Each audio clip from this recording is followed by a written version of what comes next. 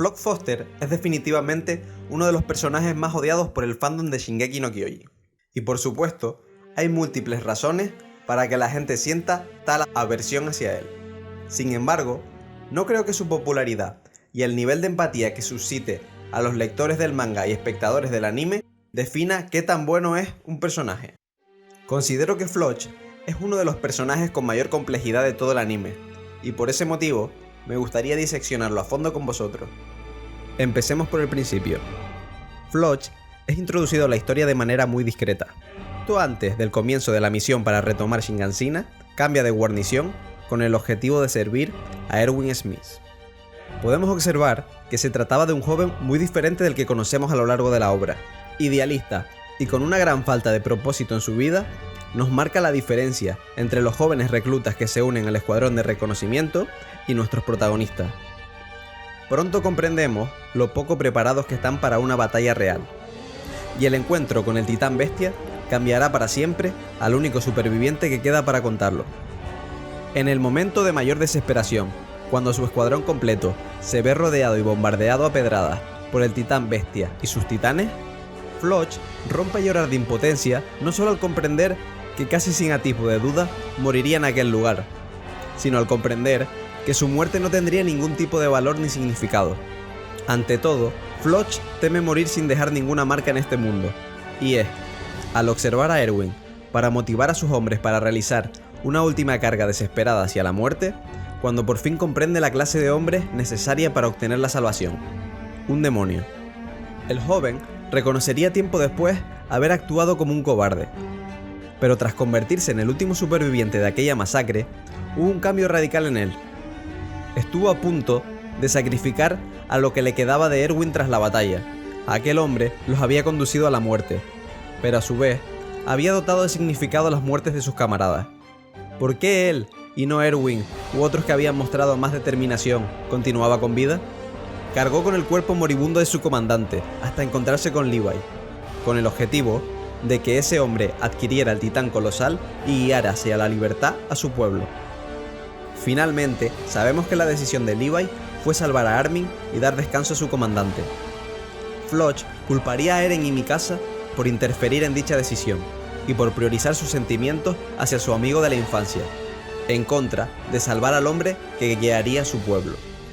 Armin terminaría por darle la razón en este asunto, ya que ambos compartían el sentimiento de culpa de haber sobrevivido sin creer merecerlo. Incluso un idiota como yo tiene derecho a decidir por qué causa quiere morir. Si por algo comienza a destacar Floch en ese momento, es por su honestidad y falta de tacto con sus compañeros. Decidió contar la verdad a Hitch sobre la muerte de Marlowe. Este luchó valientemente, pero en el último instante se arrepintió de estar allí. Y es que, a pesar de todo, Floch empezó a pensar que fue salvado por algún motivo, que tenía un propósito que cumplir. Irónicamente, el hombre al que reprendía por su inmadurez y por su mala decisión, se convertiría en el demonio que Floch creía que Erwin Smith era. Aquel capaz de todo lo necesario para guiar al pueblo de Eldia. Aquella por cuya causa Floch Foster moriría. A partir de este momento, la actitud de Floch cambiaría radicalmente. Sabemos que depositó sus esperanzas en Eren para liderar a su pueblo, y se convirtió en su lugarteniente más fiel. Fingió acatar las órdenes de Yelena y Zeke bajo las órdenes de Eren, para llegado el momento, activar el retumbar y eliminar al enemigo que los llevaba oprimiendo durante generaciones, Marley.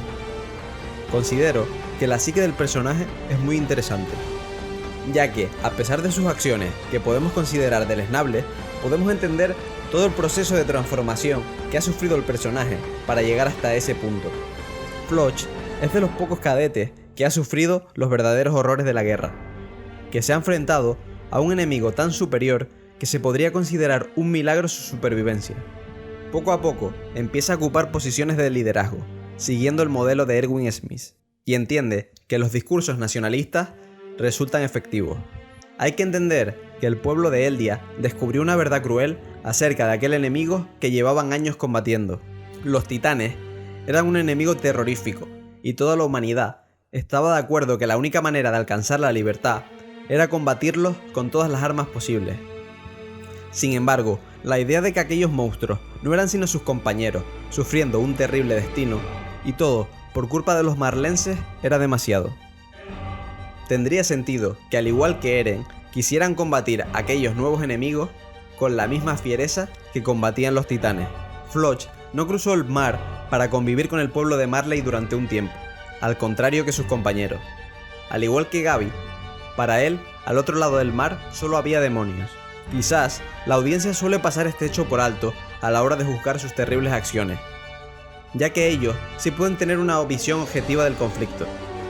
Con esto, en absoluto quiero justificar sus acciones totalitarias y radicales, pero hay que entender que los personajes solo poseen un conocimiento parcial de la historia, y que esto es clave para entender sus acciones. Considero que su postura es bastante maniqueísta, cosa, por otro lado, lógica al entender que Floch considera que su pueblo se enfrenta a la extinción si no hace nada para evitarlo. Para él, solo existen blancos o negros, conmigo o contra mí. Su misión y su objetivo justifican desde su punto de vista cualquier acción que tome, por muy radical que nos parezca. Uno de sus actos más deleznables ocurre cuando obliga a los reclutas que quieren unirse a la causa jaegerista a golpear a su antiguo instructor, Cait Shadis. Utiliza su figura queriendo simbolizar las viejas creencias y valores del cuerpo de exploración, y cómo éstas deben ser purgadas. El leitmotiv de este personaje lo vemos en su último enfrentamiento contra nuestros protagonistas. En ese momento, Floch consigue manifestar ese rol de líder por el que admiraba a Erwin, y arenga a sus hombres de la misma manera que él lo haría en una situación crítica. A pesar de sus rasgos tiránicos, vemos que es honesto en su discurso, y cree realmente en aquello que defiende. Y el anime decide destacar su punto de vista por primera vez, dándonos una de las mejores escenas de toda la temporada, donde este quiere impedir a toda costa que tomen el barco con la intención de frenar el retumbar. Si esta historia es tan maravillosa, es por mostrarnos personajes con tantas capas de complejidad como Floch Foster. Este termina fracasando en su misión y recibe un disparo de Gaby, lo que termina por desviar la lanza relámpago, mientras este cae al agua herido mortalmente. El personaje muere valientemente frente a una multitud de enemigos que le sobrepasan, defendiendo sus valores y su propósito en la vida, a pesar de que podamos considerar que estos son totalmente erróneos.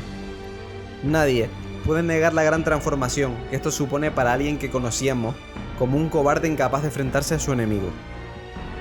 Isayama nos retrata cómo la guerra transforma a las personas, y qué tan difícil es juzgar la posición que algunos toman con tal de sobrevivir en un mundo cruel.